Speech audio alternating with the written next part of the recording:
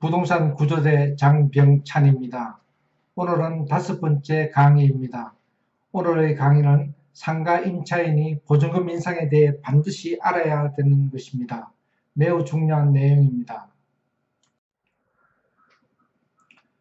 상가 임차인이 반드시 알아야 하는 것 중에서 먼저 환산보증금이 이하인 경우와 환산보증금이 초과하는 경우에 대해서 먼저 설명하겠습니다. 서울 경우 환산보증금은 6억 1천만 원 기준입니다. 환산보증금은 계산하는 식이 보증금 플러스 월세 곱하기 100입니다. 환산보증금 이하일 때와 환산보증금 초과할 때 대항력이나 계약갱신요구권, 3기 차임 연체시 계약해지권, 우선변제권, 임차권 등기명령, 묵시적 갱신, 임대인 정액 청구가 어떻게 변하는지에 대해서 알아보겠습니다. 먼저 대항력과 계약갱신요구권과 3기 차임 연체시 계약해지권은 환산보증금과 관계없이 다 적용할 수 있습니다. 다만 우선 변제권은 환산보증금 이하일 때만 적용받을 수 있으며 환산보증금이 초과할 때는 적용받을 수 없습니다. 임차권 등기명령도 마찬가지로 환산보증금 이하일 때는 적용받을 수 있지만 환산보증금이 초과할 때는 적용받을 수 없습니다. 묵시적 갱신은 환산보증금 이하일 때는 적용받을 수 있지만 환산보증금 초과할 때는 민법을 적용합니다.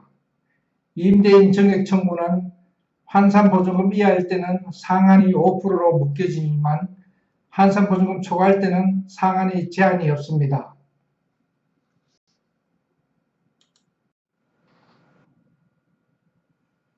보증금 인상 문답풀이를 하겠습니다. 7가지의 사례를 들어 설명하겠습니다. 먼저 서울에서 상가를 보증금 5천만 원에 월세 150만 원으로 임차 중 임대인이 계약 후 6개월 후 보증금 5천만 원을 추가로 올려달라고 요구합니다.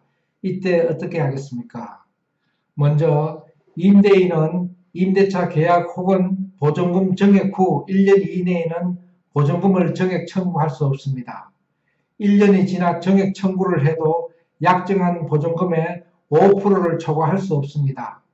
따라서 임차인의 보증금을 전세 환산가하면 환산보증금이 보증금 5천만 원 플러스 월세 150만 원 곱하기 100을 하면 환산보증금이 2억 원 됩니다. 다시 말해 환산보증금의 5%인 1천만 원을 초과하여 정액 청구할 수 없습니다.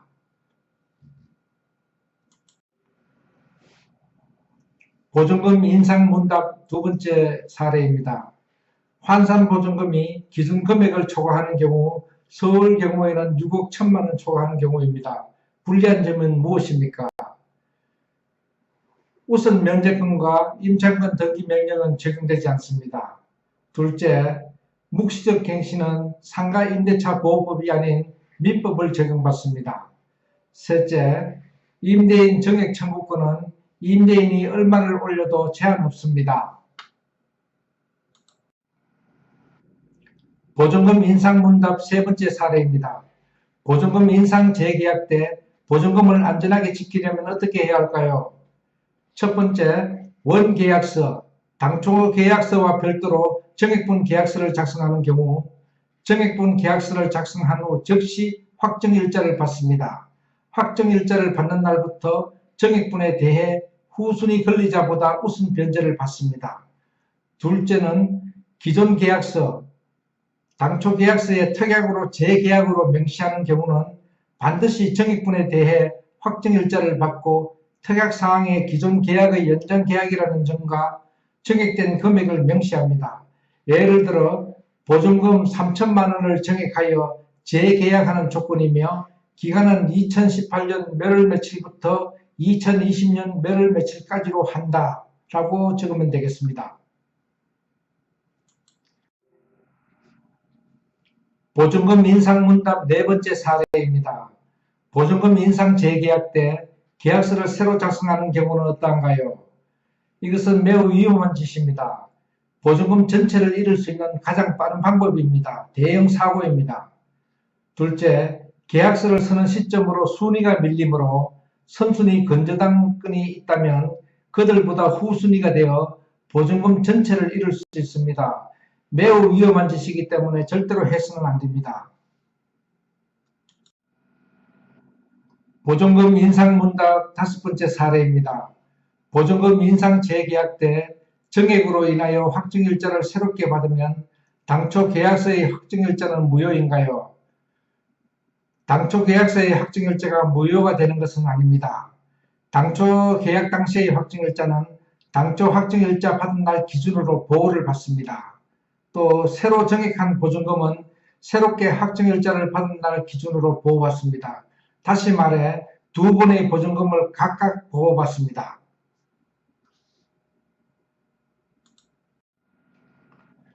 보증금 인상 문답 6번째 사례입니다. 보증금 정액은 5% 이내임에도 불구하고 전년에 인상하지 못했다고 임대인이 10%를 인상할 수 있나요? 보증금 정액은 약자인 임차인을 보호하기 위해 5% 초과를 금지하고 있습니다. 따라서 보증금 정액은 매년 인상하는 것이 아닌 갱신마다 5% 이내만 가능합니다. 결국 2년에 한 번 재계약하는 경우 전년도에 5% 인상하지 않았다고 이번에 합하여 10%를 인상할 수 없습니다. 임대료를 정액하고 난 후 1년 이내에 또 정액을 요구할 수도 없습니다. 보증금 인상 문답 7번째 사례입니다. 임대인이 임대료 5% 정액을 요구하면 임차인은 무조건 따라야 하나요? 임차인은 주변 시세보다 임대료가 높다든지 시설물의 노후 등을 주장하면서 임대료 인상을 받아들일 수 없을 때는 어떻게 하나요?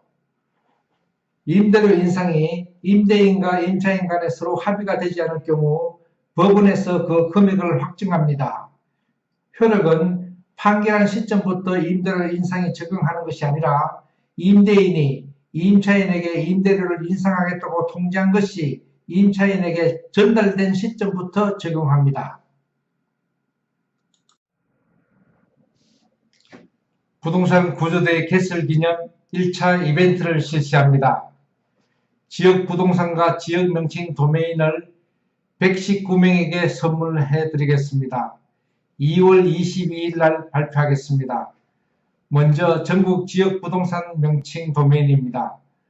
동대문부동산.kr, 수서부동산.kr, 과천부동산, 대치부동산, 대림부동산, 익산부동산, 가평부동산, 논현부동산, 노량진부동산, 마산부동산, 노원부동산, 구로구부동산, 시흥부동산, 포항부동산.kr 외 다수입니다.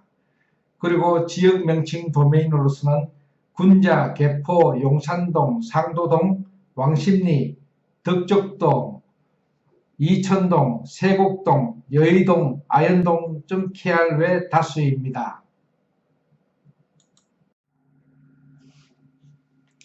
부동산 구조대의 이벤트 신청 방법에 대해서 알려드립니다. 119명에게 선물은 2월 22일 날 발표합니다. 필수 자격으로서는 부동산 구조대 구독 신청 후 댓글을 단 분 중에서 선정하겠습니다.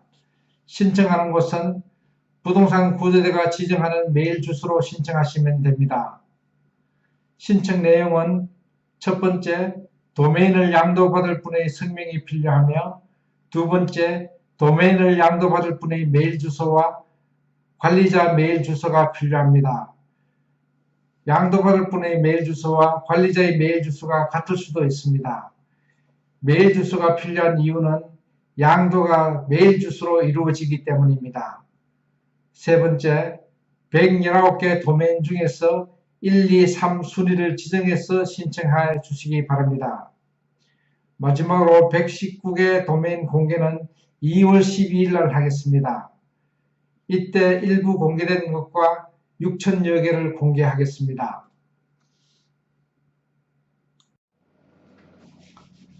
부동산 구조대의 무료 강좌는 참고용으로 사용하시기 바랍니다. 각종 세무신고나 법률행위나 계약을 하시는 경우 각 분야 전문가에게 문의하십시오.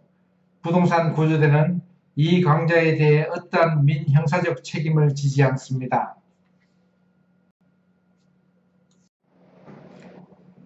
이 강좌가 도움이 되었으면 구독과 좋아요를 부탁합니다. 고맙습니다. 부동산 구조대 닷컴 장병찬이었습니다.